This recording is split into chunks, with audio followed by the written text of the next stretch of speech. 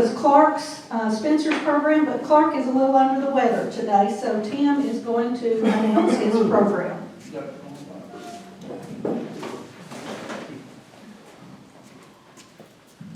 Thank you all today. I don't know why Clark couldn't be here, you know. All you gotta do is say food and he usually shows up. For some reason he didn't come today. We have a couple of people here from Focus Care that are gonna give us a talk today. I know that we always talk, it seems like every year about, oh no, another rest home thing, you know. Well, this is gonna be a little bit different. I think it'll be some information that all of us can relate to. James, Yes, sir. with the average age of this audience, why would we need to I won't be 70 for 6 more weeks. I mean, you know, I'm one of the younger ones around here. We have Miss David from Focus Care here. We also have Troy here, also in case she needs some technical assistance. And I don't have a biography from her, so I'll let her fill in for what I don't have. But for lack of anything better, here's Miss David or Troy.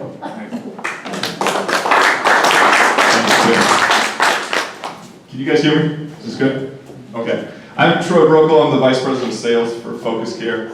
The two most important people in the room are Linda David, as he introduced, and then Shauna Coles, who's our Business Office Manager at Focus Care of Gilmer. And then obviously Clark Spencer, you guys see hopefully on a regular basis here. I know he loves coming to this group, and I think he's expanded out. He now attends this meeting as well as the Big Sandy meeting, right? So he's now expanded his reach. But I appreciate you guys letting me come out and talk. I know Clark committed to this, and then I got an email about 5 seconds later that said, hey Troy, I'm going to need you to come speak in Gilmer. So obviously the nursing home industry is something that everybody needs at some point, and we were actually just talking about Randy and I about my grandmother and my personal story, but not always something we want to talk about. As you guys just mentioned with the average age, why would we talk about that?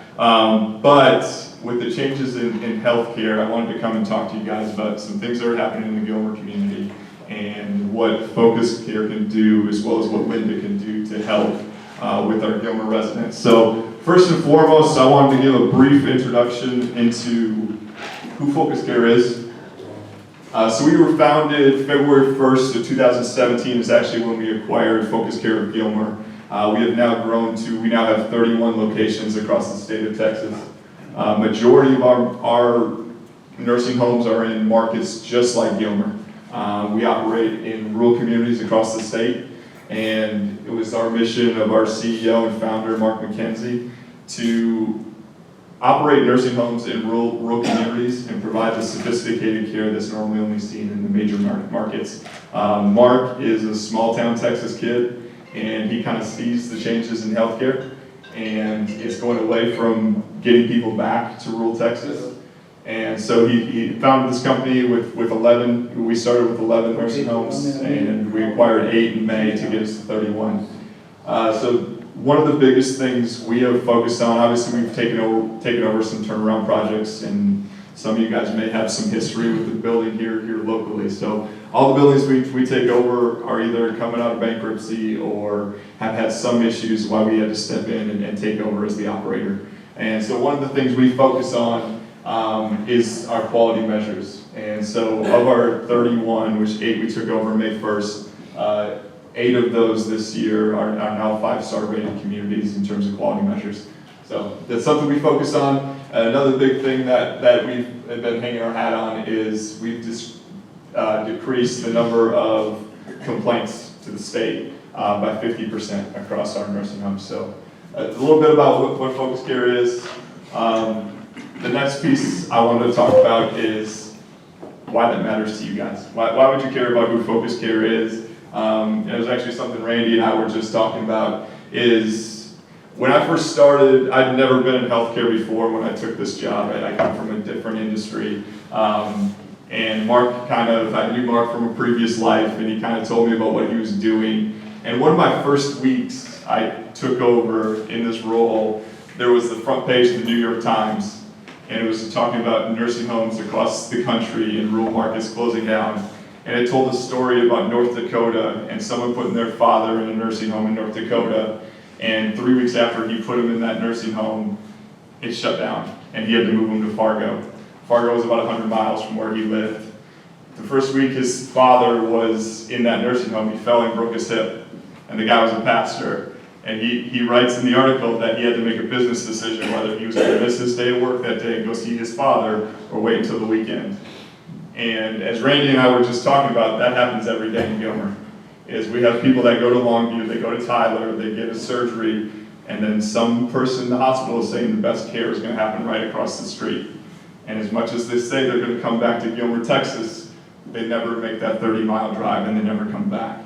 So what we try to do is we try to invest in our residents. One, the biggest thing we've started is now we have Linda in those hospitals every day that you do have an option that gives you an option that will compete with the ones here back in Gilmer. The next thing we try to do is we invest in our residents. We have rolled out a 365-day menu, so they never have the same menu item twice in the same calendar year. They also have an always available menu, which they can choose every week what they want to eat. We've actually just rolled this out this week, actually, in Baytown. We have fitted our entire nursing home, our 4 nursing homes in Baytown, with Casper mattresses. So we're trying to give people the comforts they seek at home inside the nursing home, which I know is rare. We also try to do some different things. I think a big thing that we hang our hat on here in Gilmer is our rehab success. So the old school way of thinking, and when you think of a nursing home, is that I'm going to be there forever. We've averaged over the last 8 months, 24 days. So when someone comes home for short-term rehab, they're back home within 24 days. So our rehab team has done a great job, as well as Shauna, working with the families to make sure that they have all their ducks in a row. Another thing we just rolled out this month was telehealth nurses. So 24 hours a day, whether we have our staff in the building or not, they have access to a nurse via telehealth. So we have obviously the nurses in the building, regular hours, and then from 5 to midnight, we have one round of telehealth nurses, and then from midnight to 8 a.m., we have another round. So no matter what time of day it is, everyone has access to a nurse on call via telehealth. And the next thing that's important to Mark, and I think, and Shauna can speak to this, I see her smile on her face, Mark is big in giving back to the community. I think the first check he wrote when he took over as operator of Focus Care of Gilmer was for the Ambery sponsorship. That's been the most important thing he's done since he's been our founder. So we've been a sponsor of the Ambery since we took over in 2017. Sean has made sure we have a second place float. Where did we finish this year? Second place. Second place again for the third year in a row. So we always have the second place float. We'll keep pushing that. And then this year we actually sponsored the 2019 Jamboree Queen. So that was a big deal for Ed, our VP, as well as Mark. They talk about that all the time. Another thing we push is giving back to our service organizations. So however we can help us. I was just asking about the golf outing. I didn't know anything about the golf outing, so if we can participate in that, let us know. The Gilmer High School Sports, which we always sponsor the water bottles, and so I just got that sponsorship.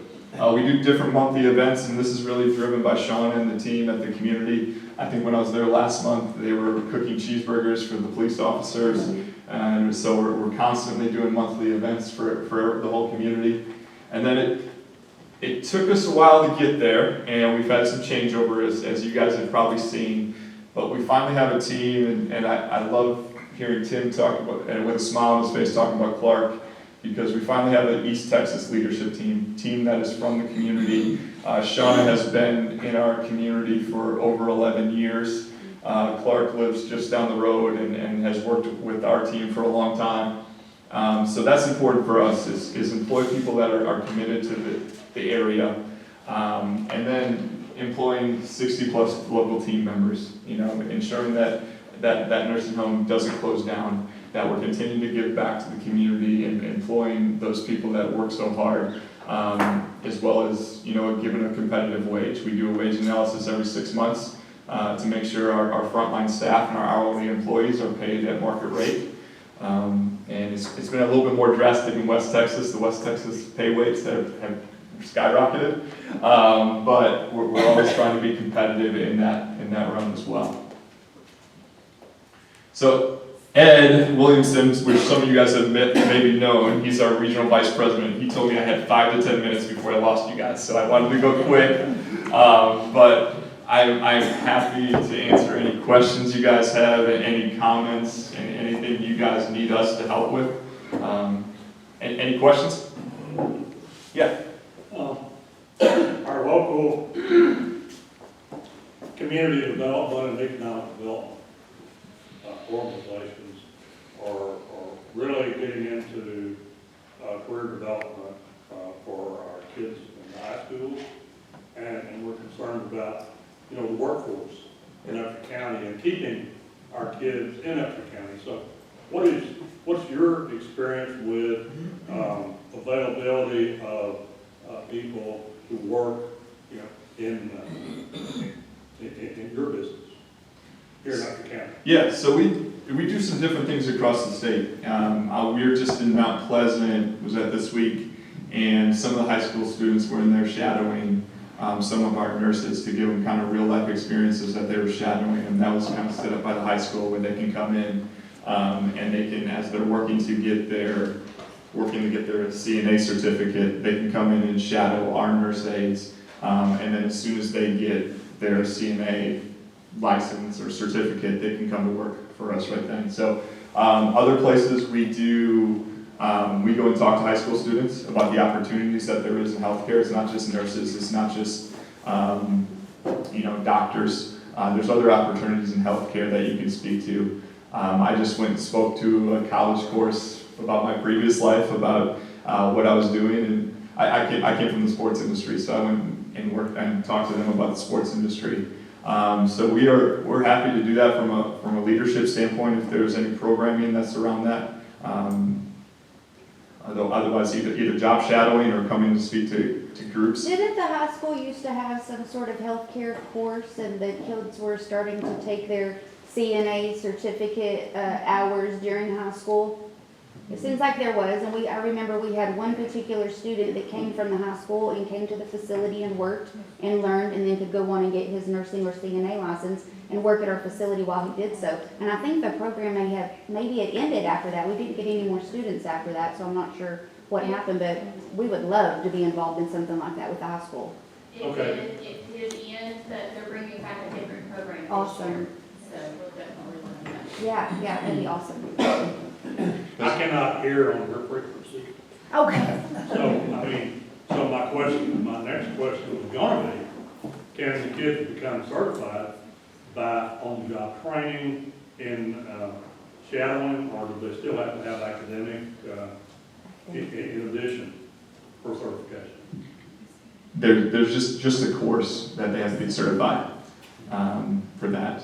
But we have done in other markets, and I'm not sure if we can do it in Gilmer, and this is the majority in West Texas, where they'll actually come and do on-the-job training as a hospitality aide, where they'll pass water and do some different things for the residents while they're in, so they can get paid while they're going to get their certificate. Yes. And then obviously they'll get a job as soon as they get their certificate.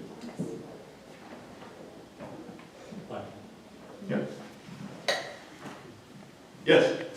Well, you're really fortunate to be here today with us. I will tell you this, I went to a Lions, I gave a similar presentation in Linden, Texas for the Lions Club, and you guys have been way more lively than the Lions Club. We have an opportunity. And they made me dance, you guys didn't make me dance, the Lions dance, whatever that was.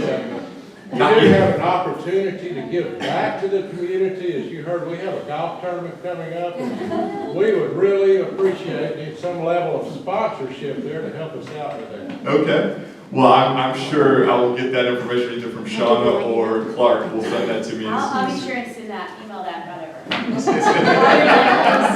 All those are coming. Ones will be highlighted. Okay, thank you. And then I thought it was really funny, so I don't know if there's a secondary group that Gilmer High School uses for their promotions and their sponsorships. Yes. I just got an email from that lady today, and she sent me the logo. She sent it to me again. The same one? The same logo. It has a buck on it, and I just responded back, not being from feed from Gilmer, I just responded back, I don't think that's the right Buckeye. And she's like, well, this is the only logo I have, and it's a big white-tailed buck. And I'm just like, no, that's not right. She was very adamant that was the right logo. So, no, but we are happy to get involved with that and support you guys, because at the end of the day, that's who we try to be. You know, it doesn't make sense for us to come in as the operator that, again, operates throughout the state if we're not going to give back to the people that are supporting us. How large is your local facility? How many beds? 120, 112. 112, so yes, 112. Currently have about 60 or so residents in the community. So, and that's, you know, we've seen changes in the marketplace as Randy and I were talking about healthcare, and you know, with the major hospitals, Tyler, Longview, they're putting together their kind of preferred network. And the funny thing is, their preferred network is the 4 communities that are right around the hospital.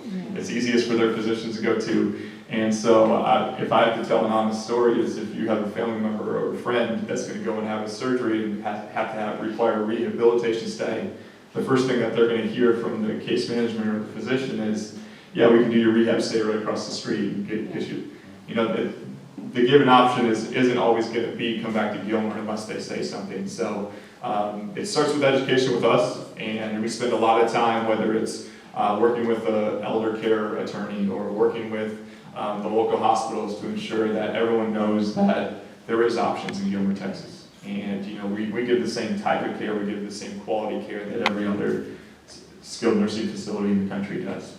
So. Yes? On the purchases that you're making to, I'll call them rescue purchases. Yep. I call it bottom feeding. But, so what is your attitude toward capital improvements in your facilities as you take over? So we've taken over, so we had an original 11, and then now we took over 8 more in May. We've spent a little over $3.5 million in capital improvements. So the first 11 we took over, similar to what used to be Upshur Manor, now is Focus Care of Gilmer. You know, all of them were in the 15 to 20-year-old, or if not older range. So a lot of the capital improvements that we did were new kitchens and, you know, new floors and different things like that. You're bringing in a national HSG to do the cleaning, getting salaries back to the wage that they should be making. But then in terms of building, it varied by building, depending on what their need was, but we've done that, and above and beyond. You know, we don't own the real estate, we're long-term leaseholders, and so we've gone above and beyond. That $3.5 million is above and beyond what we've given to us from the people that own the community.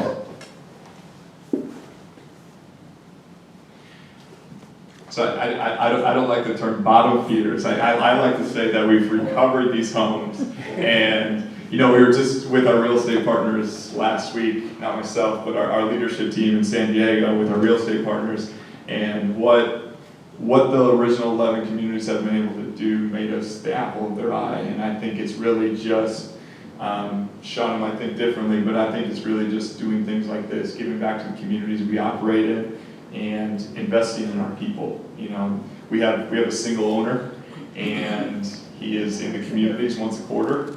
And, you know, it's his money, it's his 401k, as he likes to tell me every day, that it's his money on the line. So when he walks into a community, it's not how he likes it, he's very vocal about what he wants. So I think that's what's made a difference in these homes.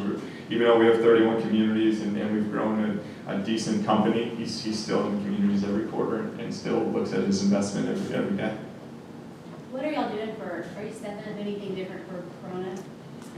I was expecting, that's the reason I was a little bit late today. I've been on conference calls all morning about Corona. And I just made the joke, I said I'm coming to speak to the Rotary Club in Gilmer, Texas, and I said the last person they want to hear from is, based on what I'm watching on CNN and Fox News, is the nursing home operator. And so yes, so we are actually We just got mandated by the CDC and CMS, who run what we do, that we have to limit our visitation rights. So we'll be sending out communication to the community today about that, communication with our families. We don't have to, it's not mandated by us. Just in Harris County is mandated at this point because that's the only confirmed case where we operate. But we're just gonna go ahead and limit visitation across the state, give options, whether it's Zoom meetings or Skype or Facebook Live, where family members can still see their loved one even if they don't wanna come in the nursing home. Because I watched the 2020 on Friday, and I just hearing the family members saying they can't communicate with their loved one, that's something I wanted to avoid. So if we're going to limit visitation, we will have opportunities, whether it's mobile or by them coming in the communities.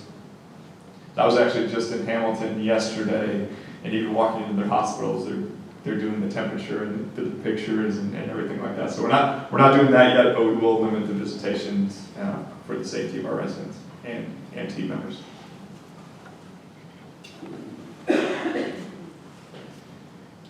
Any other questions?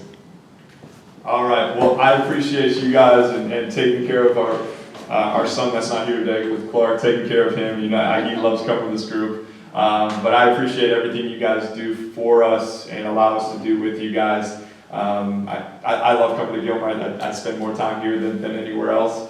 But I appreciate you guys and you guys, your support of us. It's the only way we could make this work. So thank you.